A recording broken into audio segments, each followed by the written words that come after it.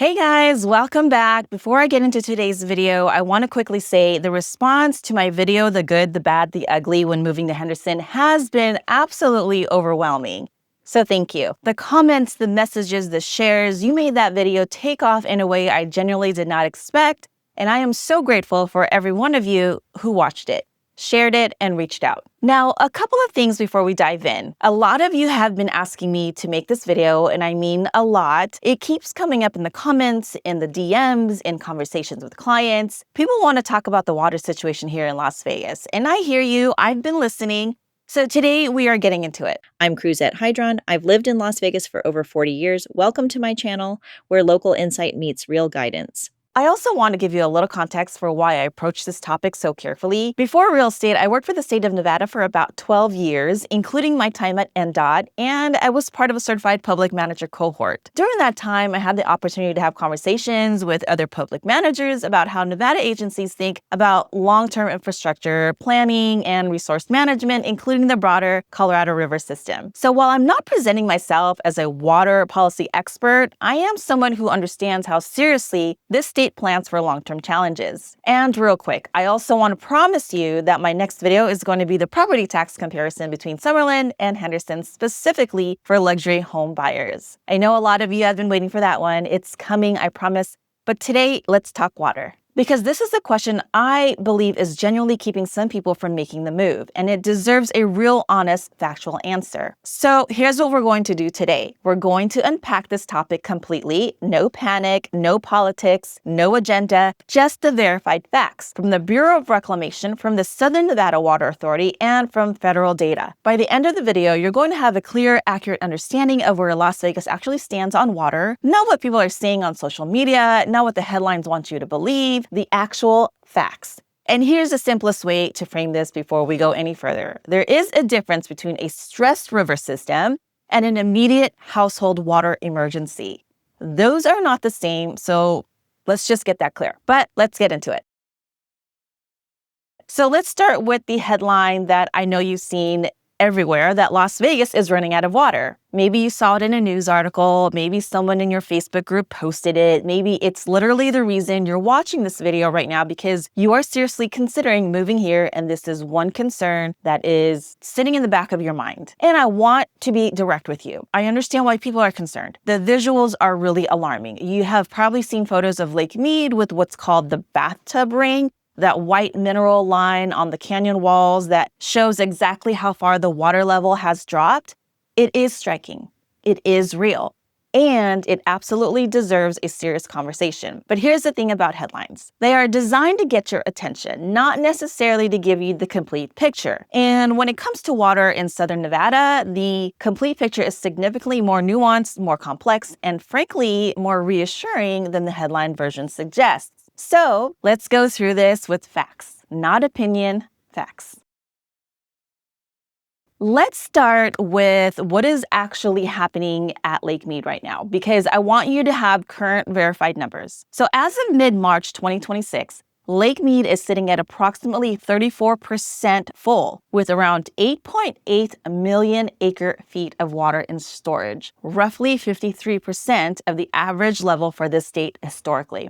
That is not a secret. I'm not going to pretend it isn't concerning from a big picture standpoint. Lake Mead's elevation has dropped by approximately 160 feet since 2000. The federal government issued its first ever official shortage declaration in 2021, and we are currently in our fifth consecutive year of what's called a Tier 1 shortage condition. Now, let me explain what that means because the term shortage sounds more dramatic than what it actually translates to for residents here. A Tier 1 shortage reduces Nevada's consumptive Colorado water use by 21,000 acre-feet per year. But here's the critical part. Nevada is not currently even using its full Colorado River allocation. The state's 2024 consumptive use was 212,400 acre-feet, which is below any Colorado River water supply reduction under existing rules. Near-term shortage declarations are not impacting current customer use.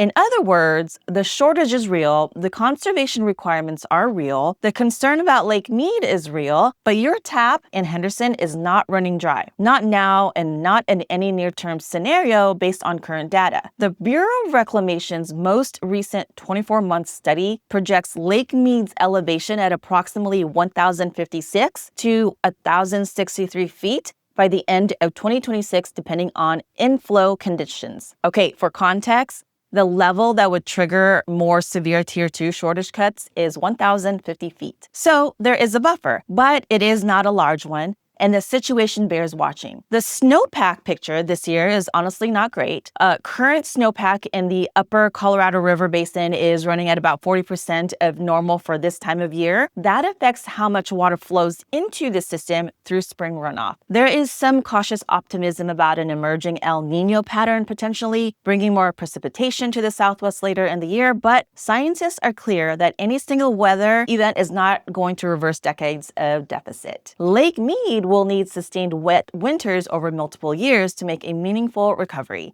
So, is Las Vegas really running out of water? That is not what the verified data says. But is the Colorado River system under serious long-term stress? Absolutely yes. That is a conversation worth having honestly. Now let me give you some context that I think genuinely changes how most people think about this issue. Because when people say Las Vegas is running out of water, they're imagining a city that is completely dependent on a lake that is disappearing. And that is not an accurate picture of how Southern Nevada's water system actually works. More than 90% of Southern Nevada's water comes from the Colorado River. Delivered through Lake Mead, that part is accurate. So yes, Lake Mead matters enormously to this region, but here's what most people don't know. Southern Nevada is one of the few places on the entire planet that recycles and reuses virtually all of its indoor water on a community-wide scale. Here's how that works. Every time you run your faucet, take a shower, or flush a toilet, or run the dishwasher, or use water indoors anywhere in this valley, that water goes through the sewer system, gets treated at a reclamation facility, and is returned to Lake Mead as what are called return flow credits. Those credits allow Southern Nevada Water Authority to draw additional water from the lake beyond what the base allocation would allow. Southern Nevada is one of the few places in the world that recycles indoor water on a community-wide scale. In the Water Authority service area, about 40% of the water used is used indoors, and about 99% of that indoor water is recycled, either for direct use or returned to Lake Mead for return flow credits. So when you see those photos on the Vegas Strip with its massive fountains and hotels, you might think, how is the city not draining Lake Mead? Here's the answer. Resorts use about 7% of Southern Nevada's total water supply, because nearly 100% of all water used indoors at those resorts is recycled and returned to Lake Mead. Many of the outdoor water features at Strip properties actually use nuisance groundwater, not Colorado River water at all. The only water that truly counts against Southern Nevada's annual allocation is water that evaporates or is absorbed into the ground, primarily outdoor irrigation, which is exactly why the conservation rules around landscaping are so strict. Outdoor water doesn't come back, but indoor water does. This is the part of the story that I think should give relocators the most confidence, because what Southern Nevada has built to protect its water supply is genuinely extraordinary. The Southern Nevada Water Authority invested $1.5 million in two critical pieces of infrastructure, intake number 3 and the low-level pumping station. Let me explain what those are. Southern Nevada has always had two intake pipes, essentially like giant straws drawing water from Lake Mead. As the lake level dropped, the older intakes were at risk of going offline because they were positioned higher up. So, starting in 2008, the Southern Nevada Water Authority undertook one of the most technically challenging engineering projects in American history. They used a 24-foot diameter tunnel boring machine to excavate a 3-mile tunnel under the bottom of Lake Mead, drilling through some of the most extreme geological conditions ever encountered in tunnel construction, and secured a new intake structure to the very bottom of the lake with over 1,000 truckloads of concrete. Intake number 3 went into operation in September 2015 and can draw water from Lake Mead at elevations below 1,000 feet above sea level And then they went even further. The low lake level pumping station was completed in 2020 and began operating in April 2022. Together with Intake 3, this infrastructure ensures Southern Nevada can access its primary water supply even below Lake Mead's dead pool elevation of 895 feet, the point at which no water can flow through Hoover Dam at all. I want you to understand what that means. Even if Lake Mead dropped to a level where Hoover Dam could no longer release water downstream to Arizona, California, and Mexico, Southern Nevada would still have access to water. They literally built the infrastructure to ensure that. And there's another layer of protection most people never hear about, and that's water banking. Southern Nevada has stored more than 2.2 million acre-feet of water through long-term storage and banking efforts. So this region is not relying only on what you physically see sitting in Lake Mead today. It has built backup planning into the system over time. Southern Nevada's 2026 Water Resource Plan says it has stored more than 2.2 million acre-feet of water through 2024. As Southern Nevada Water Authority's General Manager John Esminger put it, you live in the most water-secure city in the desert Southwest. That's not a marketing line. That's the CEO of the organization responsible for water supply making a statement about the infrastructure they've built.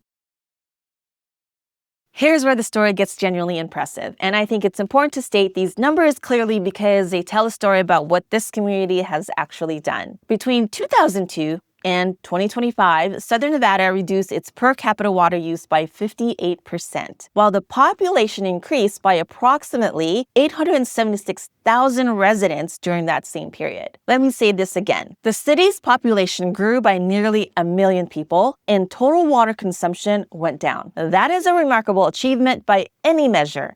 In 2002, the worst water use year on record, Southern Nevada consumed 325,000 acre-feet of water. By 2024, despite nearly 1 million more residents and over 42 million annual visitors, consumptive water use had declined by approximately 38 billion gallons compared to that peak year. The Water Smart Landscapes rebate program alone has removed over 250 million square feet of grass across the valley since 1999, saving 203 billion gallons of water. That's billion with a B. And here's another piece of perspective that matters. Southern Nevada is home to roughly 3/4 of Nevada's population, but it uses less than 5% of all water available for use in the state. That doesn't mean the issue isn't serious. It means the urban water story here is very different from the broader statewide water conservation people often hear. SNWA's 2026 Water Resource Plan says Southern Nevada has about 73% of Nevada's population and uses less than 5% of all water available for use in Nevada. Southern Nevada contains 74% of the state's population and creates 70% of the state's economic output while using less than 5% of all water available for use in Nevada. The SNWA has set a goal of reaching 86 gallons of water use per person per day by 2035. The community is currently at around 95 gallons per person per day. For context, the national average is significantly higher, and this valley is genuinely leading the country in urban water conservation. Now let's bring this back to what it means practically for someone living in or moving to Las Vegas or Henderson, because I know that's what a lot of you are really asking. The conservation rules are real. They are here to stay. Mandatory watering schedules restrict irrigation to specific days and times, no watering at all between 11 a.m. and 7 p.m., and no watering on Sundays. Water waste, meaning water running off your property into the street, is an enforceable violation. The SNWA actually has water waste investigators who patrol neighborhoods in marked vehicles looking for violations. This is not casual enforcement. This non-functional grass law is real, and it becomes enforceable beginning January 1st, 2027. At that point, Colorado River water can no longer be used to irrigate non-functional grass at commercial, HOA, multifamily, and government properties in Southern Nevada. It does not apply to single-family residential yards, but it is absolutely changing how communities and HOAs plan their landscaping right now. For new construction, since 2004 development codes have prohibited grass in the front yards of new single-family residential construction, and in 2022, SNWA approved a resolution limiting new residential pools to a 600 square foot surface area. If you're buying new construction, understand these restrictions apply to you. So what are homeowners actually likely to experience here? stricter conservation rules, tighter outdoor watering standards, and more pressure to use desert-adapted landscaping. What you are not seeing right now is a credible near-term scenario where people in Henderson or Las Vegas are simply losing running water. My practical advice: embrace desert landscaping. It's lower maintenance, it's beautiful when done well, and keeps you on the right side of both the law and your water bill. The SNWA is currently offering rebates of up to $5 per square foot to replace grass with desert-adapted plants, and if you're a Henderson customer, you may qualify for an even larger rebate. Take advantage of that program while it's available. I want to touch on something that is actively happening right now and genuinely matters for the long-term picture, and that's the negotiation over what happens after 2026. The current rules governing how Colorado River water is divided among the 7 states that use it, which is Arizona, California, Colorado, Nevada, New Mexico, Utah, and Wyoming, are operating under guidelines established in 2007 that expire at the end of 2026. As I'm filming this, those 7 states and the federal government are in active negotiations to establish new guidelines for 2027 and beyond. The Bureau of Reclamation has described this situation as requiring immediate action and has called on the basin states to finalize a new agreement. And that matters because federal projections still show Lake Mead above the Tier 2 threshold in the base outlooks for the end of 2026, but not by a massive margin. That is exactly why these negotiations matter so much. The system is being managed, but nobody is pretending it can just run on autopilot. This is significant because the new guidelines will determine how shortage cuts are distributed when Lake Mead falls below certain levels. Nevada's share of the Colorado River is relatively small compared to California and Arizona. But Nevada has been one of the most proactive states in conservation and has significant infrastructure investments in water recycling that give it leverage in these negotiations. A 2024 UCLA analysis found that Nevada outperforms virtually every other basin state in water recycling, reusing about 85% of its wastewater. Other states have barely started this work. That gives Southern Nevada a legitimate argument that its conservation track record should be recognized in how any future shortage cuts are structured. The outcome of these negotiations will matter for the entire Southwest, not just Las Vegas, and it's something worth staying informed about. I'll keep covering it as it develops. All right, I promised you the honest bottom line, and here it is. Is there a water challenge in the American West? Yes. Unambiguously, yes. The Colorado River system is under stress. Lake Mead is well below full capacity. Snowpack has been below average for much of the past 2 decades. These are facts, and I'm not going to minimize them. Is Las Vegas running out of water? Based on the verified data, no.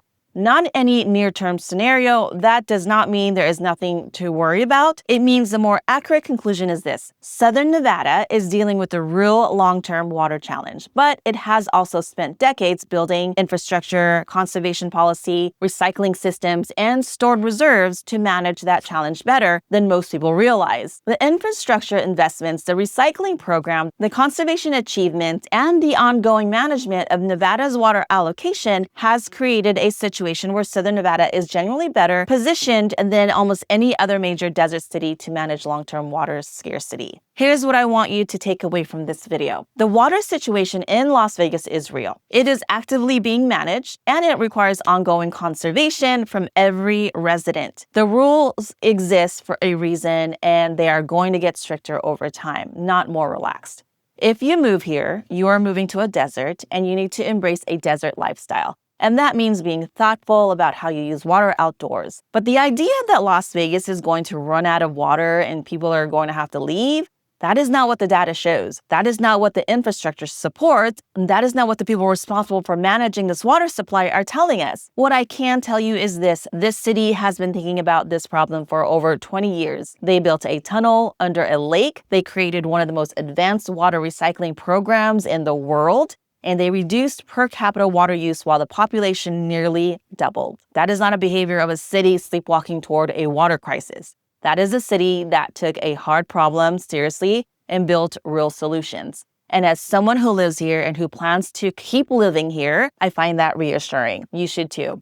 So no, Las Vegas is not running out of water in the way people casually throw around online. The better way to say it is this: the West has a water problem, and Southern Nevada has been one of the most aggressive places in the country about planning for it. So that is the honest, factual, complete picture on water in Las Vegas and Henderson.